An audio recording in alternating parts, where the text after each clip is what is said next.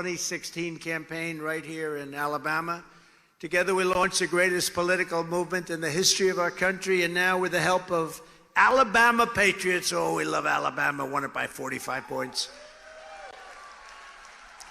But Alabama patriots like you, we're going to do it again, but we're going to do it even bigger and better than 2016. You know, I don't know if you know, we got a hell of a lot more votes in 2020 than we did in 2016. Millions and millions of more votes. But 2016 was very, very special, and we taught people a lot, and they taught us a lot, frankly. But this state has been with us right from the beginning, Kay, I have to say, right from the beginning. And we will completely finish the job. We are going to do something that's going to be so incredible. On Election Day 2024, we're going to evict crooked Joe Biden from the White House. We're going to expel the criminals and thugs from the halls of power in Washington, D.C., and we are going to make America great again. From the beginning of our movement, it's really been a true force in American politics that's dared to stand up. It's an incredible thing. We dared to stand up to the corrupt political establishment. That hasn't happened. That's why we have such difficulty, because they just can't stand us. But they're getting smaller and smaller. They're getting weaker and weaker, and we have to go on and we have to win some battles. And I think you're seeing that we're winning a lot. We're going to have a tremendous election. The poll numbers are the highest we've ever had. And people are very upset out there. Angry, upset. They don't like what's happening to our country, because our country is going to hell. Going to hell. We said no to open borders, no to globalist trade deals, no to endless wars, and no to the godless values of the communist left. That's what they are. They skipped socialism. Remember, I used to say, this will not be a socialist country, and I was right. They skipped that station. We always put America first. In response, our enemies unleashed an army of rabid left-wing lawyers, corrupt Marxist prosecutors. These are dishonest people, bad people, deranged government agents and rogue intelligence officers to try and stop our movement. Remember the 51 intelligence officials that lied about the laptop? They said, oh, the laptop, Russia disinformation. No, they all lied. 51 of them lied. And it would have made a difference of about 11 points in the election, according to the pollsters. They lied. As an example, every one of these many fake charges filed against me by the corrupt Biden DOJ could have been filed 2.5 years ago. They didn't want to do it 2.5 years ago. They wanted to wait, and they did wait. They waited right to the middle of an election, and they waited until I became the dominant force in the polls, because we're dominating everybody, including Biden, in the polls. And then they filed them all, every one of them, all at essentially one time, including local DAs and AGs and even other cases right in the middle of the campaign, where we're leading by so much, and it's not going to make any impact, because every time they file an indictment, we go way up in the polls. We need one more indictment to close out this election. One more indictment, and this election is closed out. Nobody has even a chance. We've already defeated the Republicans. They're at 2 and 3 and 1. You know, they all want me to go, Kay, onto the debate stage. And I say, well, if we're at 71 and they're at 0, 1, 2, 3, some of them are at 4 or 5. I don't know. Does it really make a lot of sense? Does it really? I love to debate, but you know, sometimes you don't want to be a fool. You want a smart president. You don't want a stupid president. But you know, the radical left, what they say is, oh, we want Trump. That's only because we're leading in the polls, because they're a party of disinformation, misinformation, a big party of disinformation. The person they don't want is Trump. We beat them by so much last time. We beat them with crooked Hillary. They've never recovered from that. That's why the hatred is so great. But remember this, if somebody else were leading this banner, they'd be attacked with false stories also. They'd be attacked with the Russia hoax and the fake dossiers and all of the crazy things that these people do. They're lunatics. And the question is, I don't believe they'd be able to handle it, because you got to be very different I'm not going to go beyond that, but you got to be very different to be able to do what we did. In 4 years, we had one of the most successful administrations in history with the tax cuts and the rebuilding of our military, the greatest regulation cuts in history. And we didn't get involved in any wars. We brought our people back home. We defeated ISIS, all of the things that we did.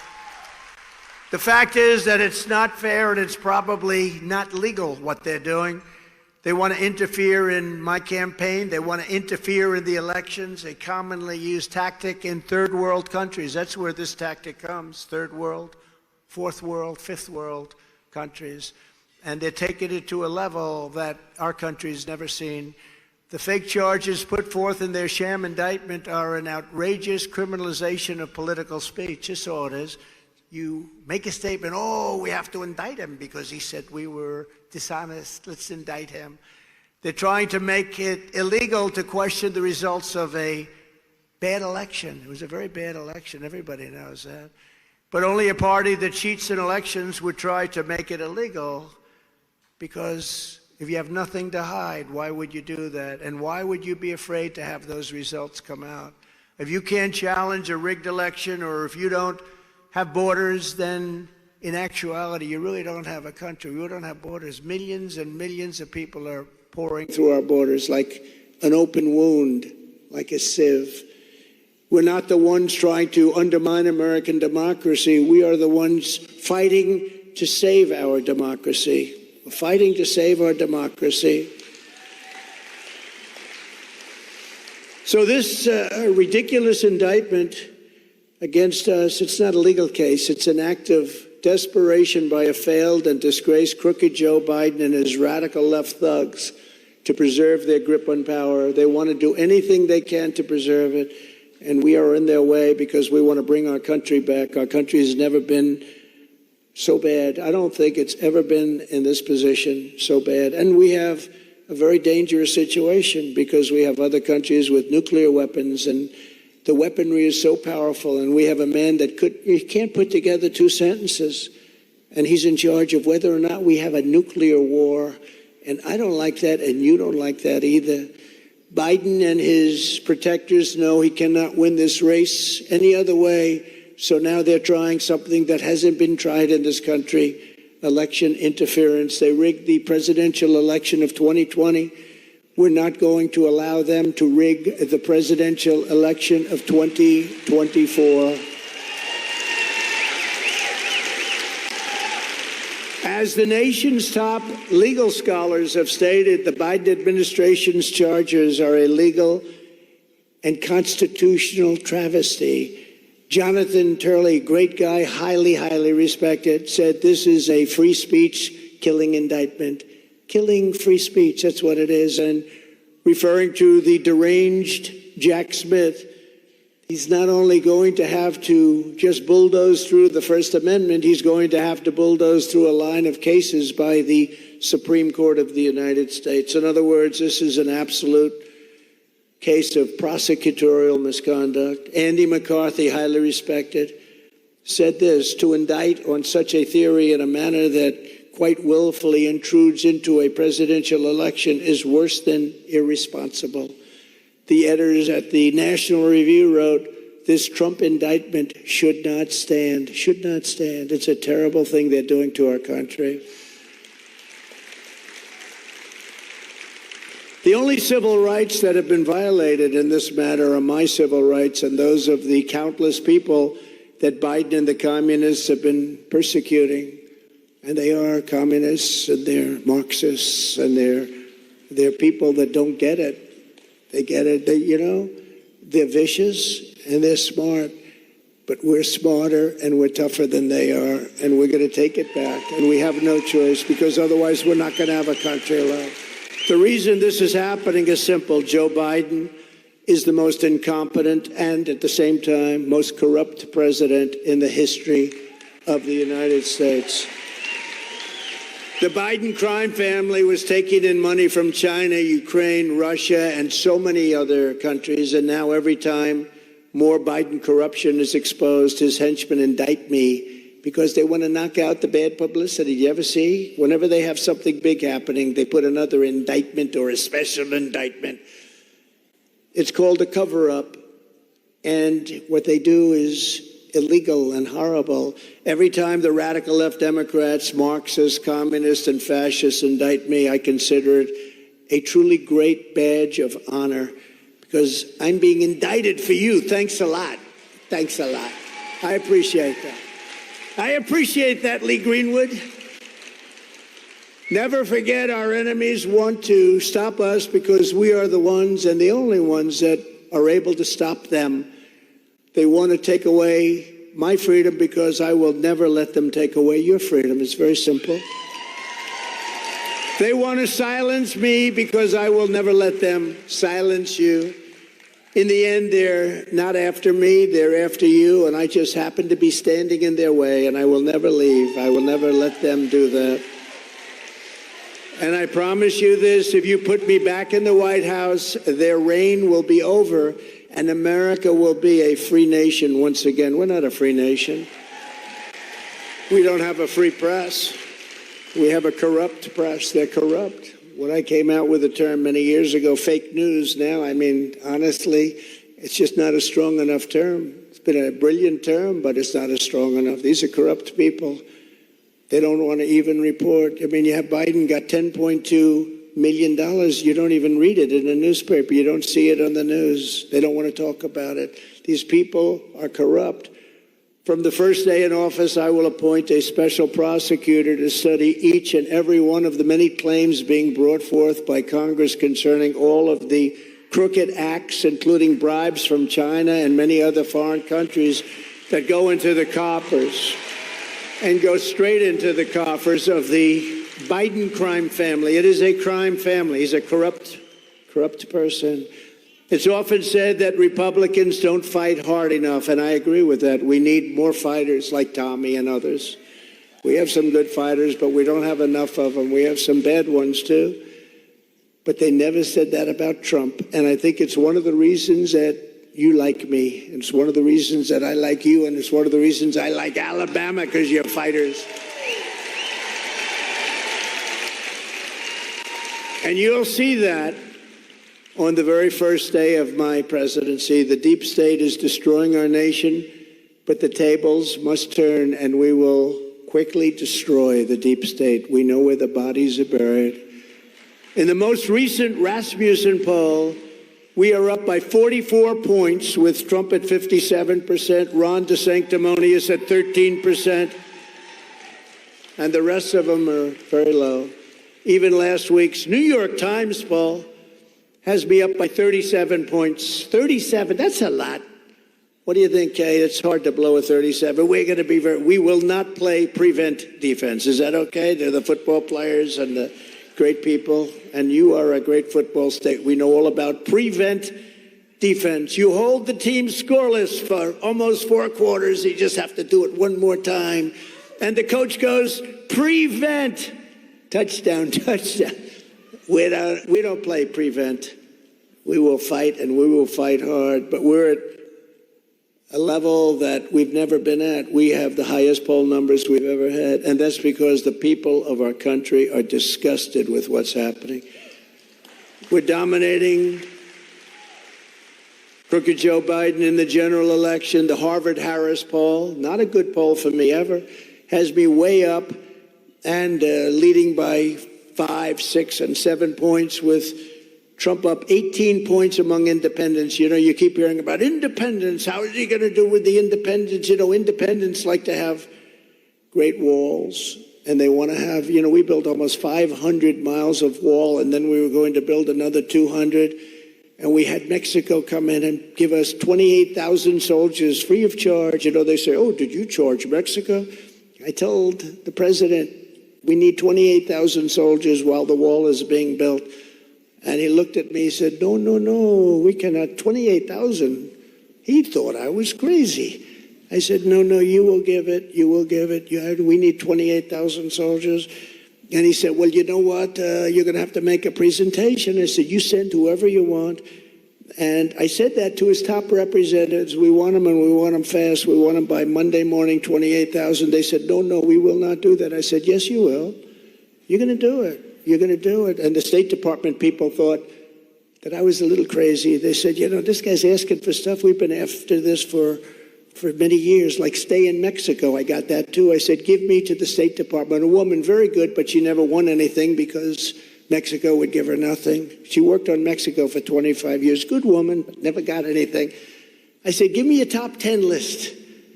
Give me the list I want. And I see my great Mike Lindell. By the way, he's the single greatest advertiser in history. I don't know what the hell, I don't know how much money you can make with pillows. If it was oil, I understand. I don't understand the pillow stuff, but I'll tell you, he's a true patriot. I see him sitting right there, and he loves it. How many rallies have you come to? Like 50 or 70 or something? But Mike is a great guy. Go buy his pillows or his slippers or his towels, whatever the hell you want, just buy it. But they said to me, no, we will not do it. I said, yes, you will. Here's the story. We're going to put a tariff on your cars and all the other things you're selling into the United States of America, where you're making a fortune of 25%. That's billions and billions of dollars.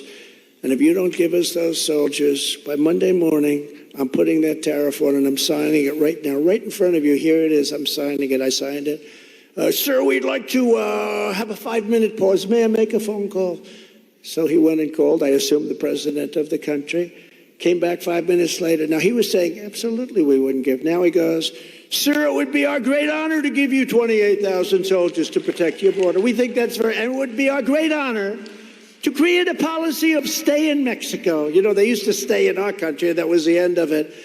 We wanted them to stay in Mexico, and we wanted them to come in maybe to our country after they've been checked out. So we had hundreds of thousands of people staying in Mexico, right on the other side of the wall that we built. And it worked out very well. We had a very good relationship, actually, with the president of Mexico. He's a socialist, but that you can't have everything, but we had a very good relationship. But we got everything. We got so many other things, literally with phone calls. You know the story in France where they were going to charge us 25%, they were going to charge us a tremendous amount for any company doing business in France. They were going to charge us a lot of money, these companies. I said, you can't do it. I gave it to my people. I said, tell them they can't do it. They came back a week later. Well, they won't listen to us. They're going to do it. It's almost too late. I think it's being passed. So I called up Emmanuel Macron. I said, Emmanuel, you're not going to charge 25% to our companies doing business in France. What the hell do they need France for anyway? You're not going to do it. He said, oh, Donald, it is too late. I'm sorry, it's so late. I said, well, I'll tell you what's too late. On Monday morning at 7 o'clock in the morning, I'm putting a 100% tariff tax on your wine and champagne that comes into the United States. That takes place at 7 o'clock on Monday morning. This was a Friday. So you let me know within the next half hour what's going to happen. But we are putting a tax on, and I've just signed the bill. And it's going to go into an effect in 2 days. And he called me back about 2 minutes later. He said, Donald, we have decided not to put the 25% tax on. We have decided.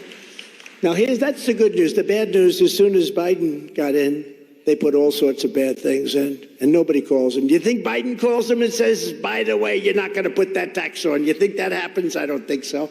He doesn't know what the hell you're talking about. And in the big new premise poll, we're beating Biden by 5 points, with the sanctimonious losing to Biden 33-38. The sanctimonious is actually not doing a good job. You wonder why I don't like him. Because I got him elected. He was losing badly. He was down many, many points, I think like 38 or 40 or some ridiculous number. He actually talks about it in the old days. And he came to my office, tears in his eyes, saying, please, can I have your endorsement? I said, listen, you're so far down, to a man named Adam Putnam, who was the Secretary of Agriculture, which is a big deal in Florida. He was down by many, many, many points. Many points. It was over. I said, if I brought back George Washington and Abraham Lincoln, you don't have a chance. He said, sir, I'm telling you, if you endorse me, I'll win. So I remember that I saw him on television a couple of times talking about the impeachment hoax #1 and impeachment hoax #2 and fighting for me a little bit. He was no Jim Jordan. He was no, some of the great guys we have, but he was fighting for me a little bit. Always on television. I said, and I didn't know Adam Putnam, unfortunately, for him. So I endorsed Ron DeSanctimonious, and he went like a rocket ship. And he took this massive lead immediately, like it took one night. And he went from being way, way down to being way, way up. He ended up winning the primary in a landslide a very short time later. But then he couldn't have won the general because he was running against the guy Gilliam. Remember the guy who was going to be the star of the Democrats? African-American man, a very handsome man. Turned out to be a crack addict, but we don't have to mention that. But he was the hottest one. Him and Stacey Abrams were the two hottest politicians in the Democrat Party. He was going to be the next president, they said. He's going to be the next. First, he's going to be governor. And DeSanctimonious comes up to me. I can't beat him. There's no way. I said, look, we'll do some rallies. Would you? Could you do 3? I said, 3 is a lot. But I ended up doing 3 rallies for him. And they were big. They had thousands and thousands and thousands of people. You know about our rally. We had, in your little area, a little while ago, we had a rally, 68,000 people. We broke Elvis's record, right? So I did these rallies for him, and he ended up winning. He won. It was a big upset. He ended up winning. And then 3 years later, they said, are you going to run for president against the former president? And he said, I have no comment. He said, he has no comment. That means he's running. That son of a bitch. And he has been like, pshee.